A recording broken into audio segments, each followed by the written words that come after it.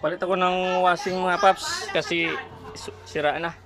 Mamaya na doon yung balikan. Ito yung binili ko. Pure tanso itong binili. Kasi nakakabit dito, ano?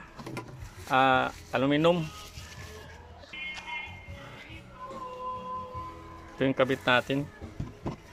Kasi ito yung copper niya. Ayan. 800. Tapos pag aluminum, 700. Dito ko na lang. Tapos sinabayan ko na lang ng kapasitor. Kasi 5 UF nito. Yung panito. Ayan, 5 UF. Hindi ko alam ano nakakabit dito. Kasi nasunog kasi. Siguraduhin ko na lang. Papalitan na lang kapasitor. Para wala na tayong problema. Tsaka itong mga assistant ko. Dami. Ayan. Sige pa, kapilit ka. May ano, tugtog. Siguro ito na natanggalin mo. Okay na yung may tugtog. Kasi umuusok kasi ito eh. Patayin ko?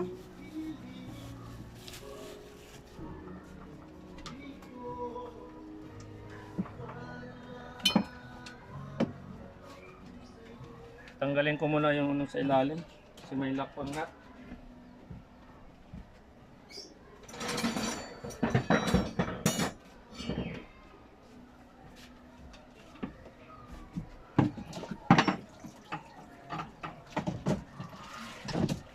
Tanggal na.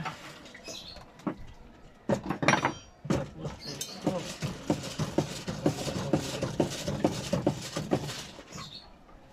Gas.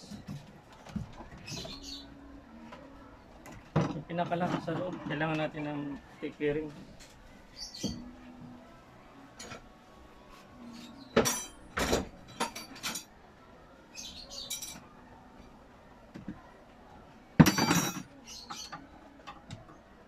Ako, malaki. Maliit.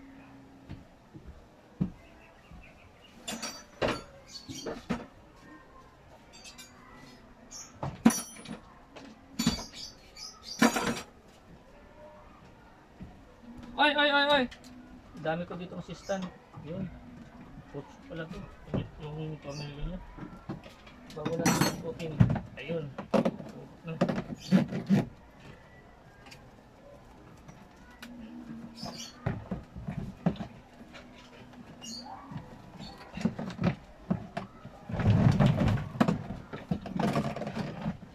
Sa mga baguhan, madali lang itong palitan kasi color coding naman to eh.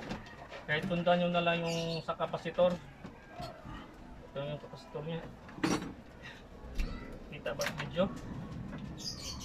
Wala kasi nakasulat. Ito mayroon. 4.5 lang kapasitor na katanim dito. Ito.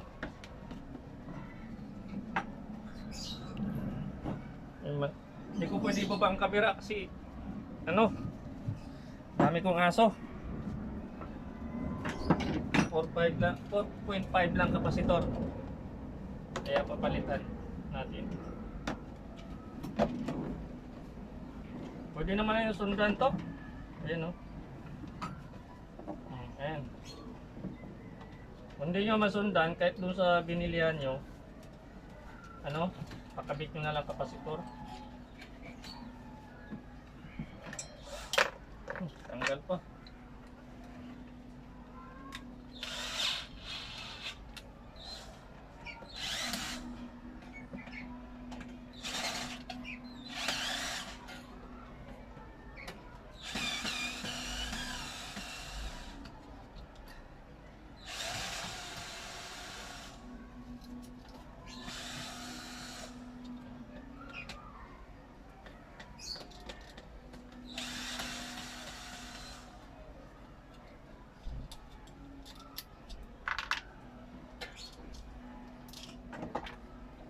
Ayan o.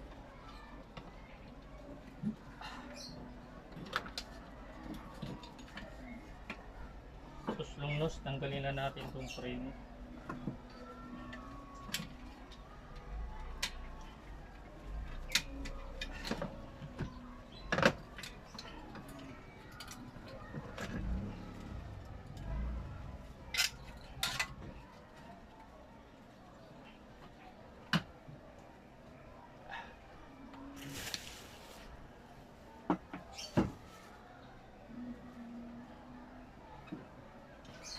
preno niya. Tabi. Tapos babaklasin natin dito lahat. Lilipat natin dito. Lahat pa yan nakatornilyo. Unahin na natin to yung lock ng ano. Naku, magkasya. Yun lang. Buti malambot. Masyado na lang. Sa basic part.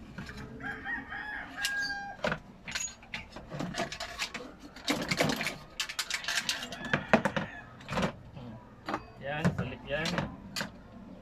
Tapos, tanggalin natin ito.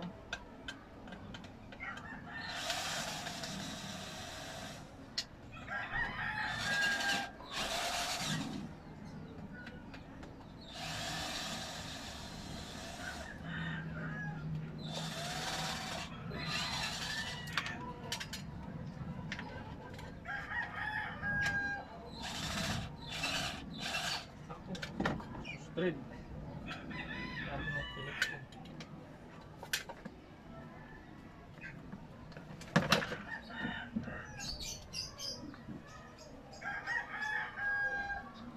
Yun, sumama. Thank you, Lord. Kasama.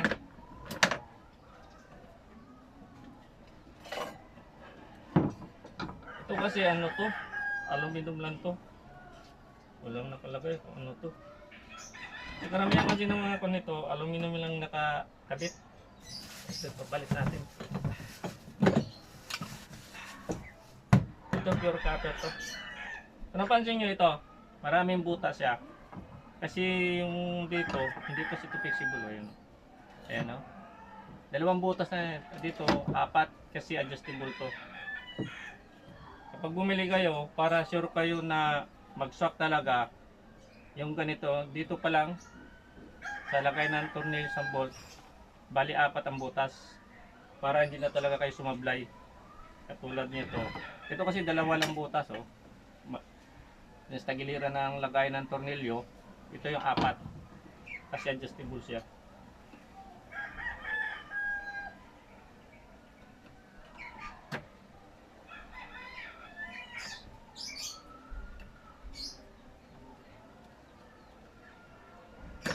Yan. Saglit lang to. Nakakabit na. Lagyan natin ng tornilyo.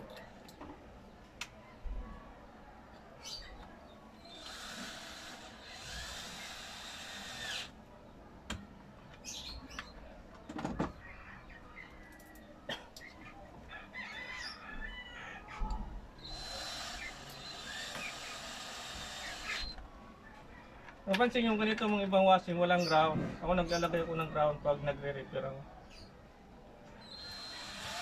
Kahit paano may supportar.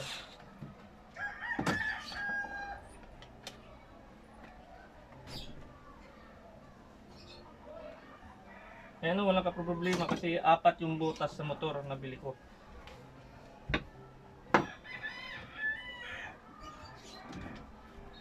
Tapos, kabit natin ito ulit. Yung pinaka-preno niya. Sa dapat motor na ito. Sa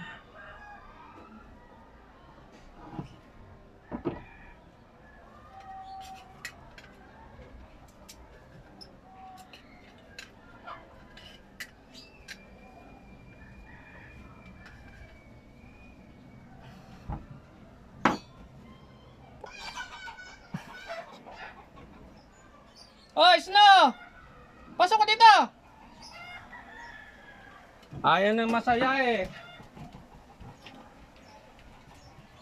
Oh, hindi ka lang kapasok.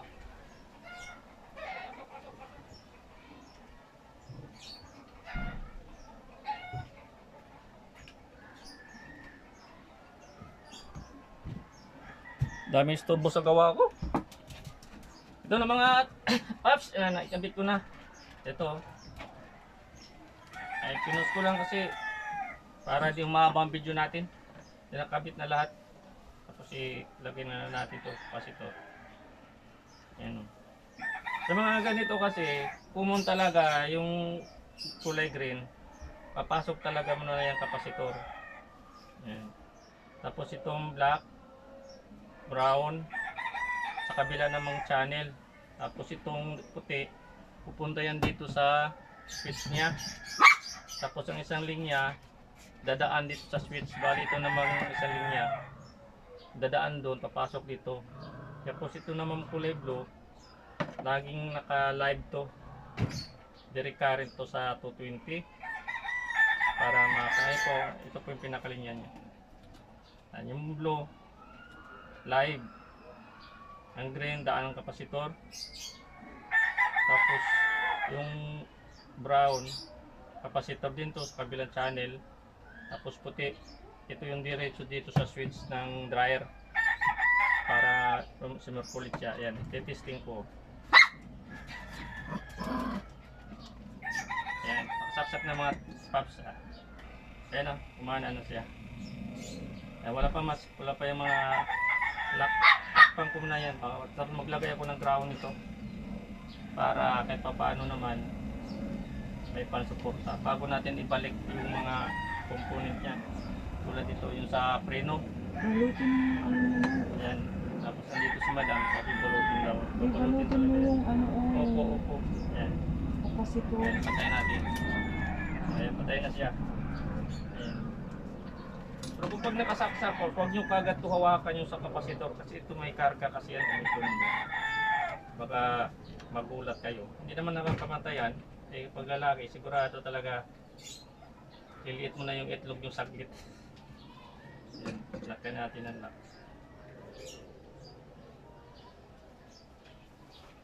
Yung mga laki, yung binabalik ko lang, yung tinatabi ko lang siya. Sana yung iba? Wala pa. Ito. Para safety first.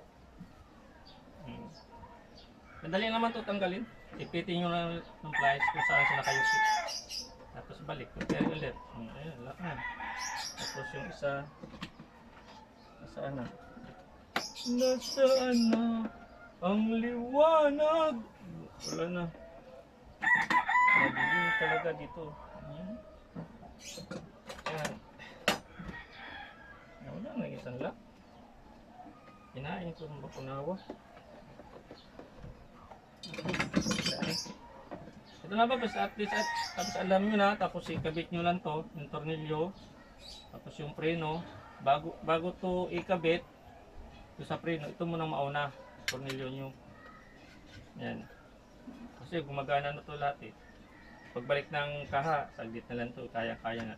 Ganun lang kasi bit, tapos pag bago, para safe talaga tayo, maglagay tayo ng ground, yung makapal na wire.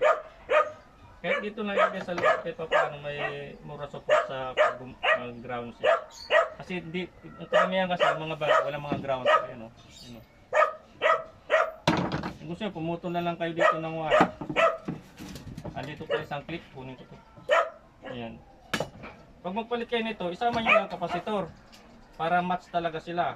Kasi ano nakalagay dito, 4.5 lang. UF. Ayan. Ito nilagay ko, 5 na yan. Para mabilis. Kasi pag maliit ang kapasitor, ikabit natin to, babagal to. Kaya para match, bumili na lang kayo ng kapasitor kung saan kayo bumili. Para ano siya, match talaga siya. Saka kung pakabit nyo na lang doon kung saan nakalagay ang kapasitor. Kaya katulad yan. Green saka maroon. Yan. Maroon ba to? Ito. Ayan. Basta itong blue live. Green sa kapasitor.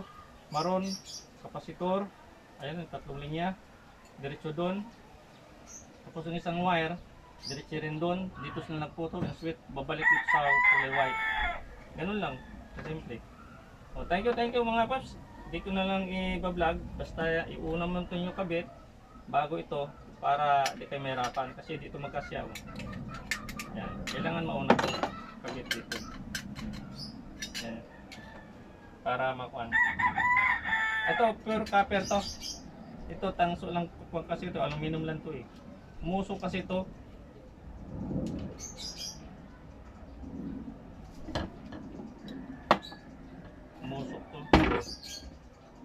Sana magkaroon ng yung magawa ng washing, hindi na busing. Yung bearing na talaga yung nakakabit para mas matibay. Busing lang kasi ng mga nakakabit dito. Yeah, thank you. Shout out sa lahat natin mga kaibigan.